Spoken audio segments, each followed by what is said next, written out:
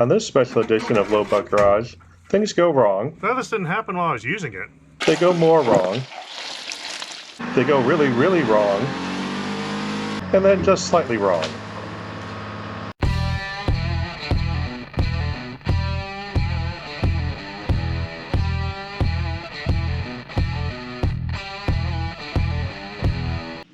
Today I've got to clear some branches right here to make room for some trucks to go through right here. And I need to get the branches up 12 feet high so that the shiny trucks don't get scratched. Obviously they're not mine. But I do have to deal with the branches. Now I'm not 12 feet tall, so I need to get up there a bit. The obvious way to do this is with that man lift behind me and just lift the bucket up with a chainsaw and chop them all down. But that man lift has a hydraulic leak. And I'm not going to fix that hydraulic leak today. I'm going to use what's over there. That looks like a more fun way to take down branches. Now you've seen this machine before. A few years back I got this running.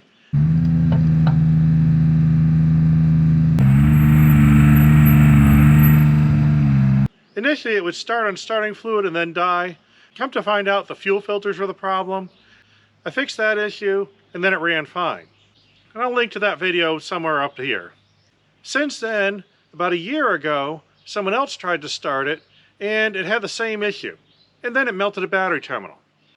The connection caused a little bit of a problem with the terminal. And that's all that's happened since then. It's been sitting here. So I'm figuring there's probably something in the tank that's clogging those filters. I got a couple new filters. I'm going to replace those. Then I'm going to try to get this thing running again. Found a box in garage my dad had saved, with that number listed as secondary, this number listed as primary. So I went on eBay and found some old stock filters, real cheap, bought a pile of them, because I have a feeling if this happened this quick, it's going to happen again. More hornets. Glad I noticed that nest before I started working on this. We got to do something about that. It says it sprays up to 27 feet. Oh yeah, they're not happy with me. Only one terminal melted off, so we just have to replace that one. They sell these things new, but I didn't buy a new one. Found a cable that had one sitting on it, so we're just going to steal this end and pop it on there. There's a piece of the old terminal. Or maybe that was the old terminal. More melted terminal down there. I wasn't here, so I'm not sure which battery melted down, but it looks like it's happened multiple times. These are different batteries. Alright, the new terminal is on. So that problem should be solved. Let's see what we got in these filters. Just a little black. Let's dump this container out and see what we got.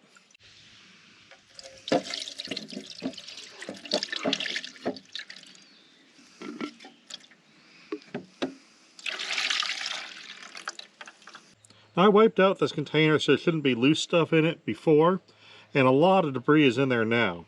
So I'm thinking the tank is just pumping tons of probably rust or something like that into this filter. So there's a good chance it's clogged. And it's a good thing I have a new one. It's probably worth wiping out this housing. It looks like there's still a bit of debris in there. There's a little bit of sludge in here. I'm betting the tank has got a bunch of stuff in the bottom of it. Probably should drain the tank and clean it.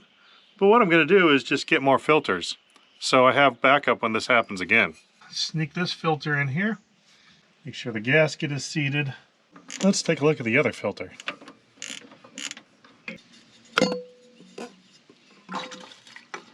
That one doesn't look too bad. Next new filter in place. Now, get to see what happens. My dad's usual procedure of starting fluid in the hole.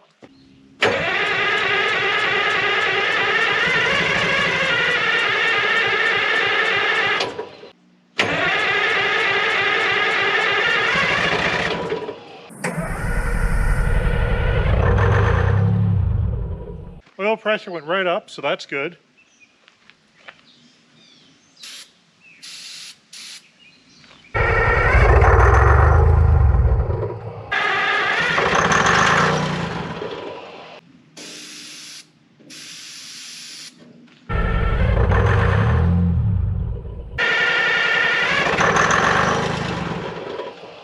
Well, I'm going to let the starter cool down for a minute while I deal with another problem that just cropped up.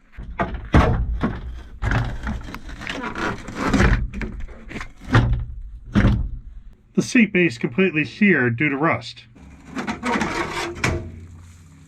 Now this didn't happen while I was using it. Looks like the seat post was failing a long time ago because someone already put a nut in place as a spacer to angle the seat a little better. So that might have been leaning for a while. Luckily the solution was on the ground. A replacement bucket seat. There, all fixed.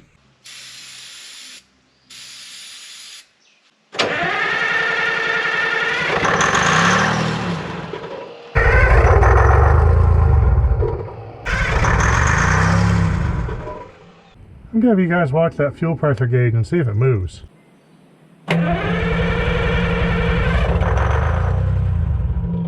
Since I couldn't get that running, now I've got to do this the less fun way. Still a power tool though, so it's okay.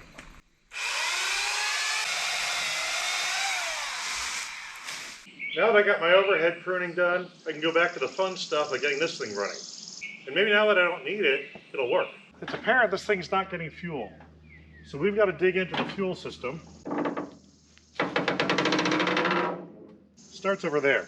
That's the tank. Let's see what kind of access we have to the engine.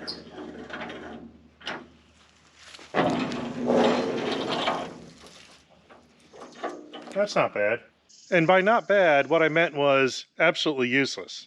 Because this is all the hydraulic pumps.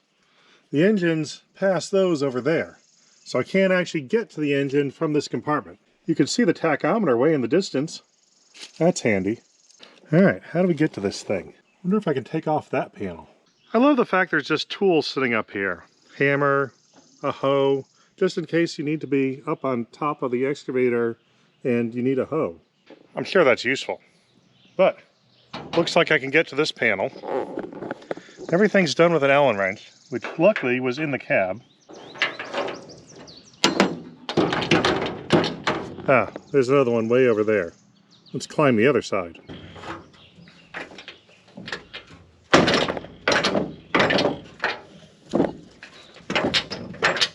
Doesn't seem to hinge. Maybe it lifts off.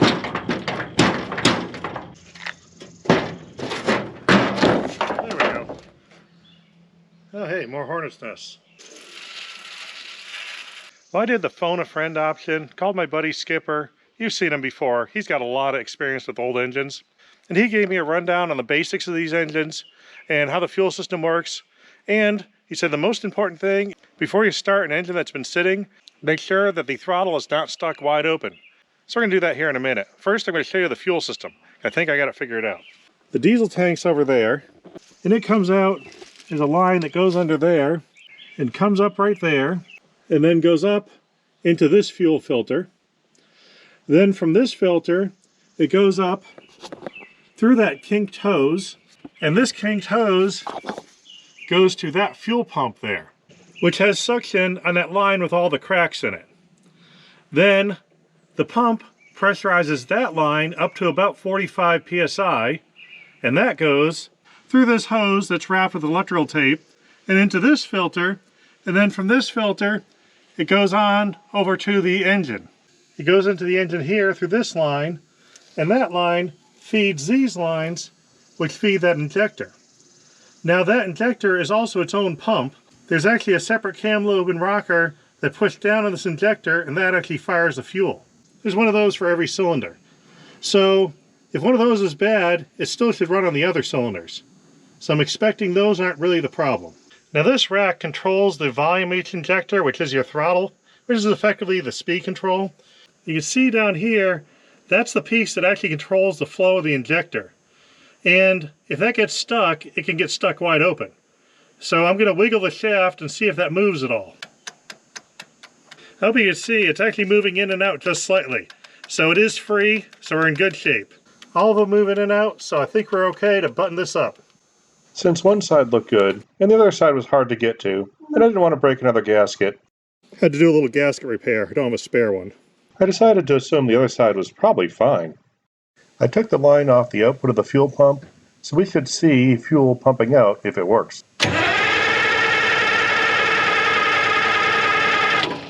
Nope, nothing. Now, an air leak anywhere on the suction side could cause my no fuel issue I'm seeing, So I'm going to start with that filter I just put on, make sure the gasket actually was seated right, because I can't see it. You guys get to be my guinea pig. Does that look like I got it on there right? That gasket looked okay, so I'm going to move on to this fuel pickup line. Now this is the line that comes from the tank. We're going to pop that off and see if anything comes out of the tank.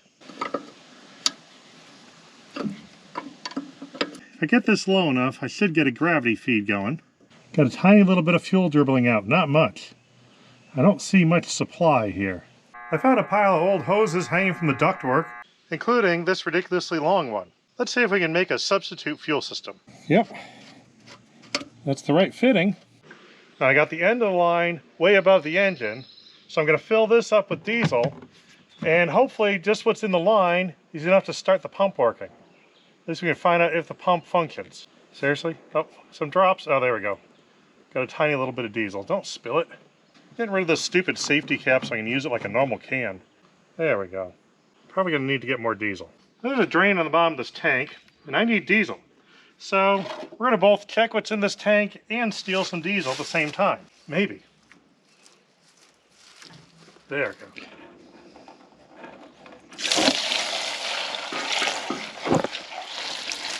Okay, a little more came out than I expected. We'll just close that plug real fast. And let's see what we got. That is what we're calling diesel fuel here. Or at least what was in the tank. Can't even see through it. Now we'll see if that fuel pump does anything.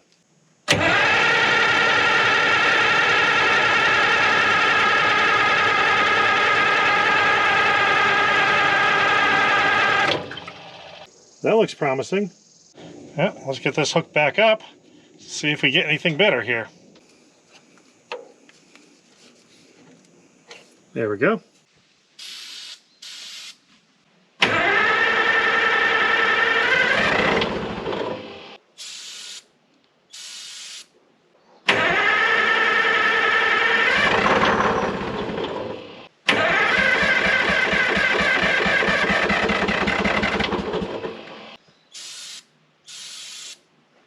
I think it's going to go this time.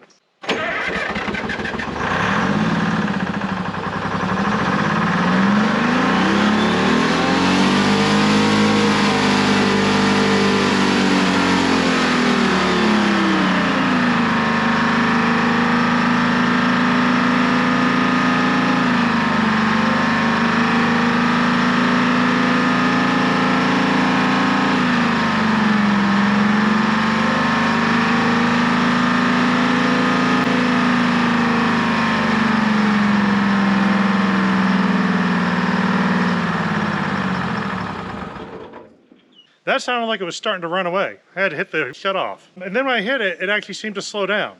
So I'm not sure what's going on in there, but it's running. So I guess that's good. Let me show you what I did. Now this is the throttle here. That throttle was supposed to push it to idle, which I pushed it down, didn't do anything.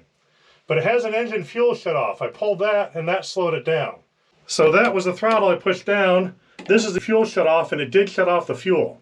So I can keep this thing from running away. So I might just warm it up a little bit and see if this thing kicks in and starts working. I have a working theory that the pump, once it ran out of fuel, it couldn't pull any new fuel in. So I'm thinking now that I have it full, I might be able to reattach the tank and it might work. Not sure, but I'm going to try it. This time I held on to the fuel shut off the whole time, being sure it didn't go too fast. Luckily, the governor started working on its own. So far, so good. I'm going to button it up.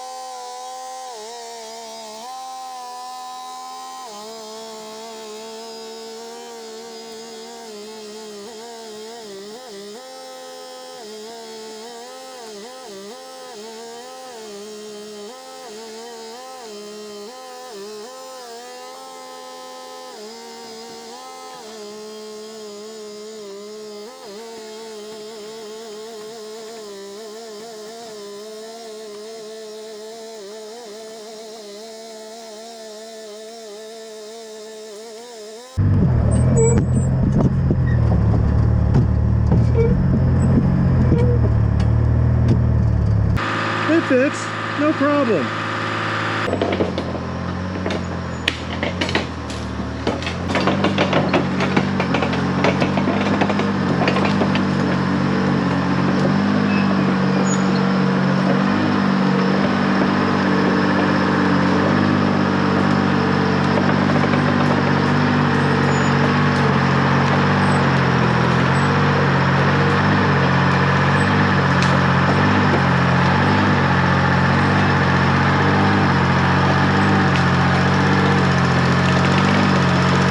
This is what it's like in the high-speed, exciting world of excavating.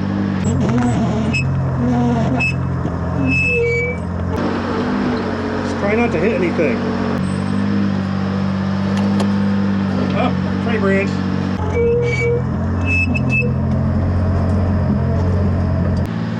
Now sometimes I'm going to run into a tree there, but I mean the tracks go straight here. So we're just going to wiggle the cab around.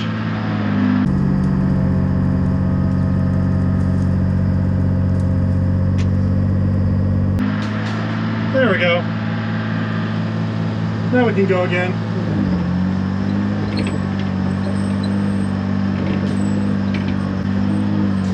I've been trying to keep this bucket down, but I'm still hitting trees. As driving by, I noticed a parking spot that had become overgrown, so I decided to fix it.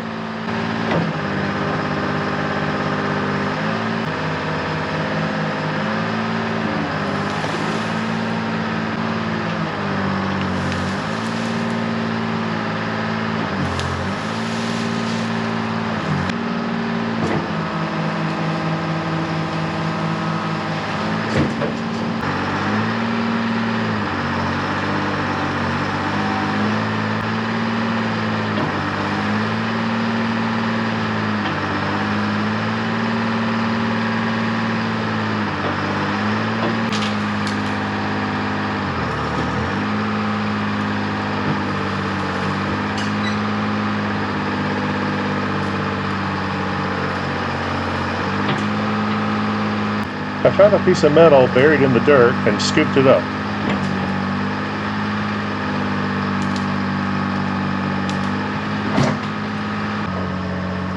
Turns out it was a Chevy V8.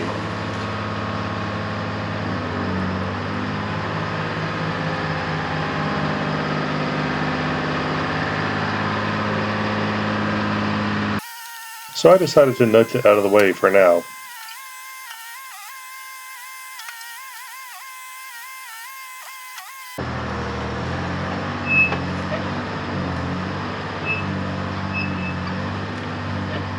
Found a good technique to see while I'm backing up. You just stand up in the cab and step on the pedals.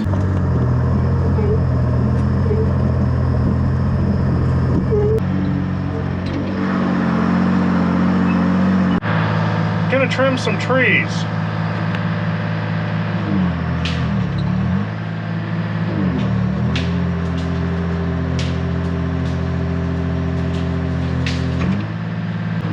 This is really ideal for pruning. Got 40 psi oil pressure at idle. Barely warmed it up. I think I see my parking spot up ahead.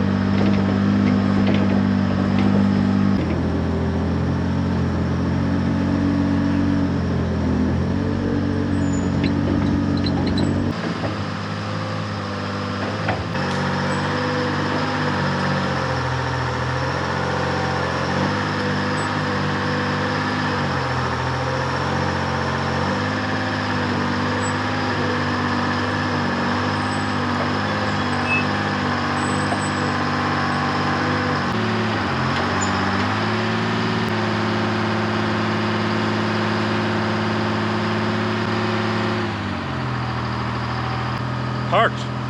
Everything seems good. Well, that's it for today. I got it running again. It runs nice. Even with all the driving around and landscaping I did, it barely even warmed up at all. I think it got to 140 at the most. Oil pressure was always fantastic. Worked like a charm. And it does a pretty good job of trimming trees too, whether you want to or not. I had a lot of fun playing with this thing. Hope you guys are having fun too, and we'll see you next time.